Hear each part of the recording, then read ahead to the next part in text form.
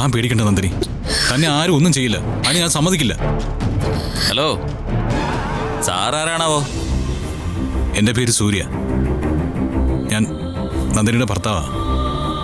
ആണോ? ഭാര്യയെ കാണാൻ വേണ്ടി വന്നാണോ? അതിനിത് തന്റെ വീടല്ലല്ലോ, ഇവളുടെ വീടും അല്ല. ഇത് പോലീസ് സ്റ്റേഷനാ. ഇവിടത്തെ നിയമം ഞാൻ പറയുന്നതാ. അത് പാലിക്കാതെ അകത്ത് കയറി വന്നിട്ടുണ്ടെങ്കിലേ അതുപോലെ ഇറങ്ങി പൊക്കോണം. സാർ, കസ്റ്റഡിയിലിരിക്കുന്ന ആൾക്ക് പുറത്ത് ആരോടും സംസാരിക്കാൻ പാടില്ലേ? അപ്പോ അയാൾക്ക് വേണ്ട നിയമസഹായങ്ങളൊക്കെ? ആഹാ, നിയമം പഠിപ്പിക്കാമെന്നാണല്ലേ? എങ്കിൽ പിന്നെ നമുക്ക് നിയമത്തിന്റെ വഴിക്ക് തന്നെ അങ്ങ് നീങ്ങാം.